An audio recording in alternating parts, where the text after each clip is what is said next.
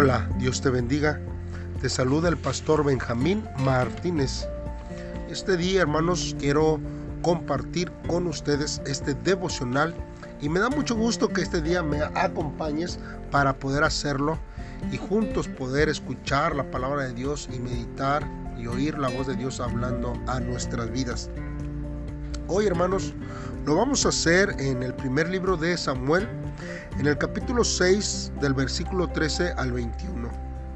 Como título, este devocional lleva un retorno victorioso. Así, hermanos, podemos nosotros ir a la palabra de nuestro Dios y entonces meditar en ella.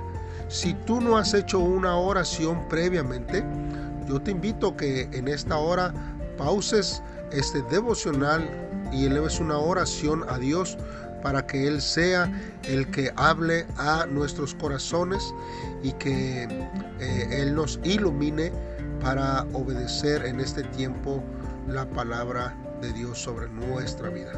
Si ya lo has hecho, pues entonces te invito a que escuchemos la palabra de Dios. La palabra de Dios dice así: la gente de ese lugar estaba cosechando trigo en el valle que está frente al pueblo. Cuando vieron el cofre, les dio mucha alegría. La carreta se detuvo junto a una gran piedra que estaba en el campo de un hombre llamado Josué. Entonces los ayudantes de los sacerdotes bajaron el cofre del pacto de Dios y la caja con las figuras de oro y los pusieron sobre esa gran piedra. Y luego los israelitas tomaron la carreta, la hicieron leña y sacrificaron las vacas como ofrenda a Dios. Además, ese día le presentaron a Dios otras ofrendas. Los 5 jefes filisteos se quedaron a cierta distancia y después de haber observado todo eso, ese mismo día regresaron a Ecrón. Los filisteos tenían 5 ciudades principales: Asdod, Gaza, Ascalón, Gat y Ecrón. Por cada una de ellas, los jefes filisteos enviaron una figura de oro como ofrenda a Dios, y por cada ciudad y pueblo enviaron un ratón de oro.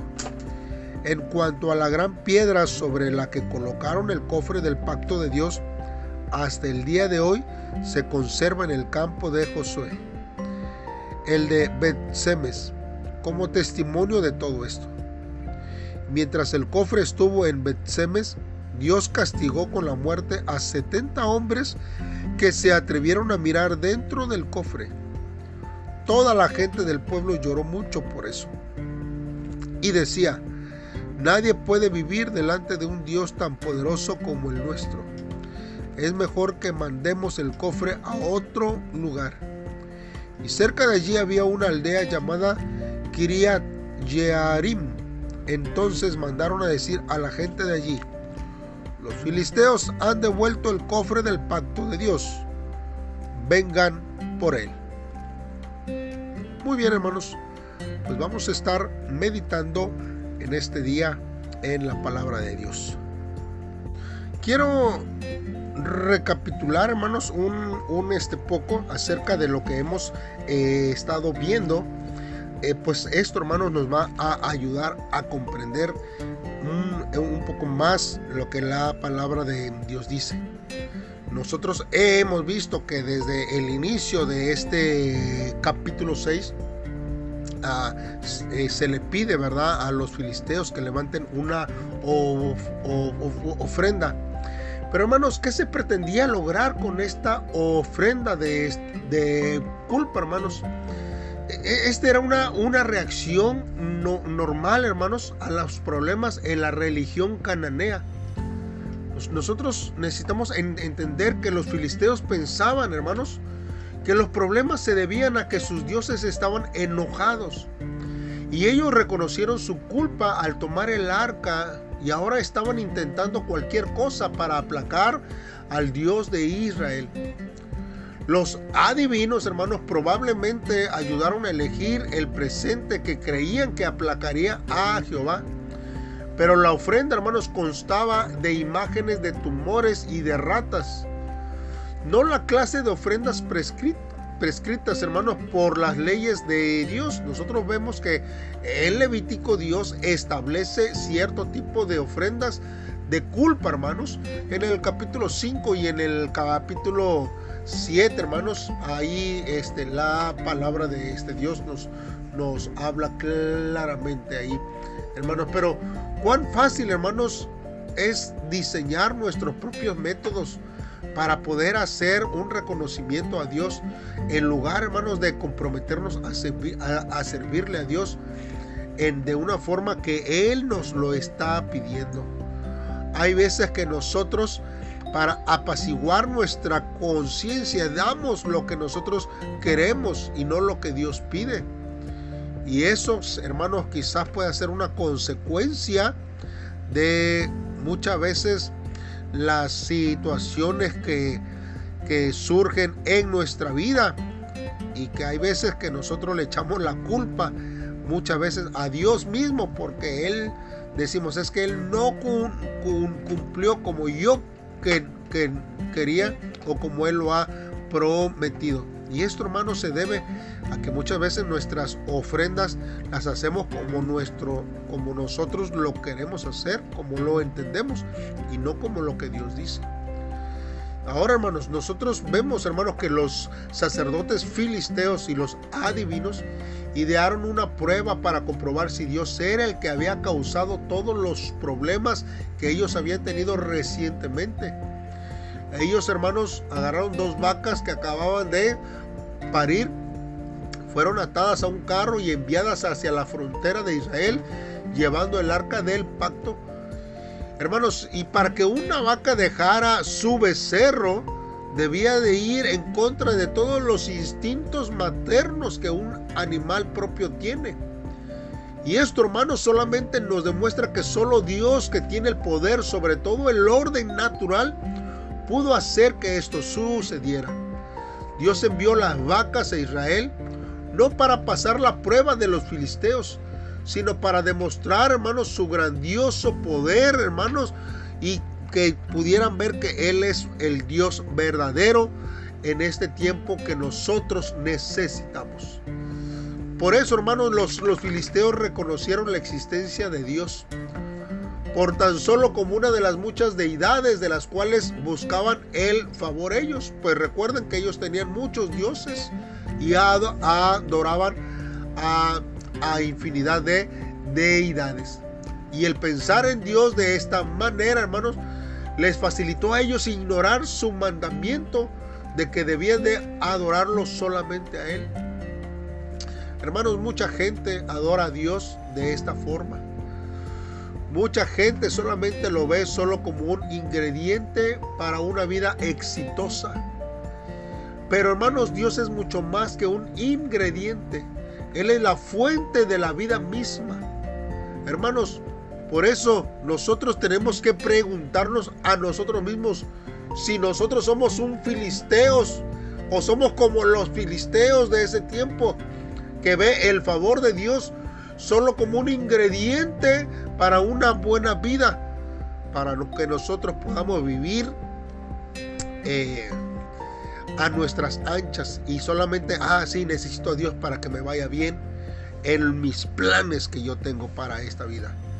Es algo interesante, hermanos, que nosotros tenemos que meditar día a día.